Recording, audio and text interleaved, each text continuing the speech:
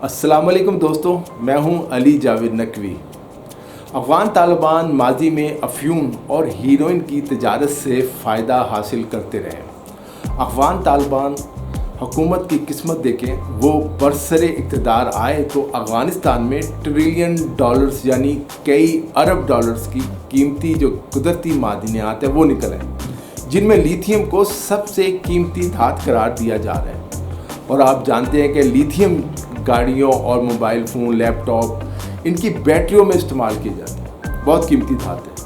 امریکہ تو افغانستان سے بھاگ گیا، لیکن چین نے افغان طالبان کو اپنا دوست بنا لیا، اور چین ان قدرتی معدنیات سے فائدہ اٹھانے کے لیے افغانستان میں اربوں ڈالرز کی سرمایہ کاری کر رہا ہے۔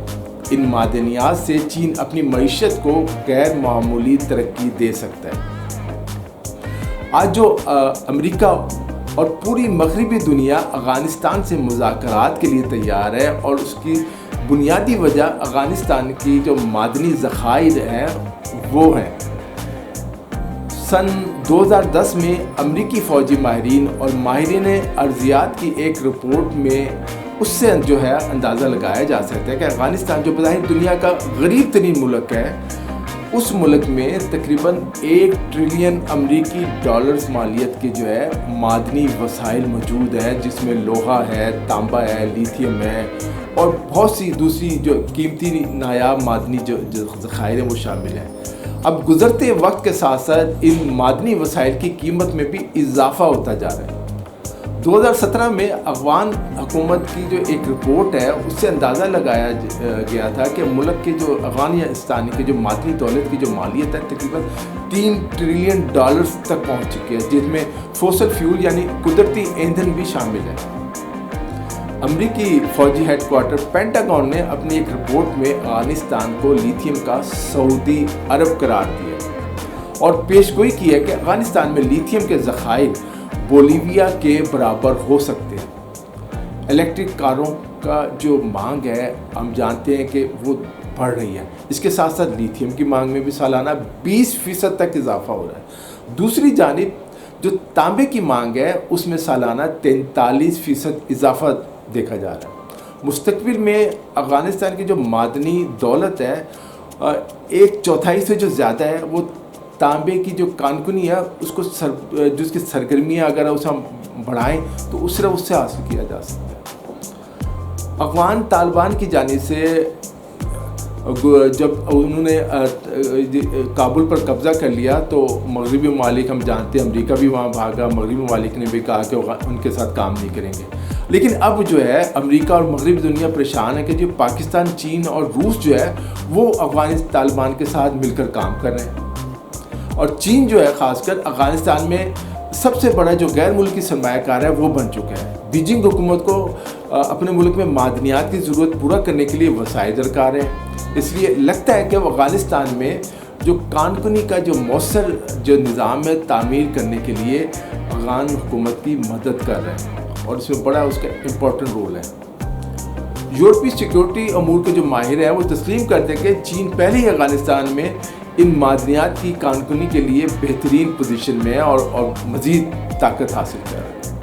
ایشیا میں جو کانکنی کی سب سے بڑی کمپنیوں میں سے ایک جو ہے میٹرولوجیکل کارپوریشن آف چائنا، اس کے پاس جو افغانستان کا کہتے ہیں نا سب سے بنجر صوبہ لوگر ہے، وہاں جو تانبے کا جو کانکنی ہے اس کا 30 سال کا ٹھیکہ ہے اس کے پاس۔ اس حوالے سے جو ہے جو طالبان کے جو اعلیٰ سطح قیادت ہے وہ چینی حکام سے ملاقات کر چکی ہے، چینی وزیر خارجہ سے بھی مل چکی ہے۔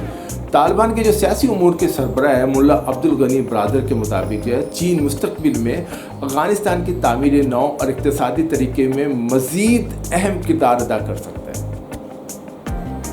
افغانستان جو ہے بیجنگ حکومت کے بیلٹ اینڈ روڈ جو انیشیٹو جو ہے اس سے مستفید ہو سکتا ہے۔ چین اپنے جو تعمیراتی منصوبے ہیں BRI کے تحت جو ایشیا سے یورپ تک سڑکیں، ریل اور سمندری جو راستے بنا رہا ہے، برحال یہ ہے کہ اس منصوبے میں بعض علاقائی سلامتی سے متعلق جو ہے خدشات اور رکاوٹیں موجود ہیں۔ امریکیوں کے مطابق چین کی طرح پاکستان بھی افغانستان کی معدنی دولت سے فائدہ اٹھا رہا ہے اور کئی منصوبے بنا رہا ہے۔ پاکستان چین کی جانب سے بھاری سرمایہ کاری کا ایک بڑا فائدہ اٹھانے والا ملک ہے۔ امریکی ماہرین کے مطابق افغانستان میں پاکستان کا ایک گہرا مفاد ہے، کیونکہ افغانستان سے جو ملنے والی معدنیات جو ہے وہ پاکستانی تجارتی راہداری سی پیک کے ذریعے چین منتقل کی جائیں گی، اس کی منصوبہ بندی کی گئی ہے۔ اسلام آباد حکومت کے طالبان سے معاہدے کے نتیجے میں خطے میں مستحکم سیکورٹی کی فضا قائم ہو سکتی ہے۔ یہ امریکی بیچارے انہیں خدشہ ہے۔ اب سوال یہ کہ اس صورتحال میں امریکہ اور یورپ کیا کریں گے؟ کیا وہ ہاتھ پر ہاتھ رکھ کر تماشا دیکھیں گے؟ بالکل نہیں، بلکہ وہ حالات کو پاکستان اور چین کے خلاف کرنے کے لیے سازشوں کا جال بن رہے ہیں، خطے میں دہشت گردی کو ہوا دے رہے ہیں۔ دوستو، امریکہ چاہتا ہے کہ اس خطے میں حالات معمول پر نہ آئیں، اس لیے وہ دہشت گرد گروپوں بشمول جو تحریک طالبان پاکستان اور بلوچ علیحدگی پسند جو گروپ ہیں بعض، ان کو سپورٹ کر رہے ہیں۔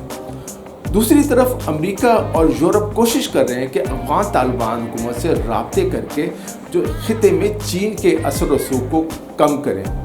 امریکہ بہرحال مخمصے کا شکار ہے، ایک طرف وہ طالبان حکومت کو تسلیم کرنے کو تیار نہیں، اور دوسری طرف افغان طالبان سے مذاکرات کے علاوہ اس کے پاس کوئی چارہ ہی نہیں۔ بہرحال اگر چین افغانستان سے اربوں ڈالرز کی جو معدنیات ہے وہ خریدنے میں نکالنے میں کامیاب ہو گیا تو افغانستان کی قسمت ہی بدل جائے گی، اور افغانستان اس خطے کا سعودی عرب بن جائے گا، اتنا پیسہ ہوگا۔ دوستو، آج کے لیے اتنا ہی۔ علی جاوید نقوی کو اجازت دیجیے، اپنا خیال رکھیے گا، خدا حافظ۔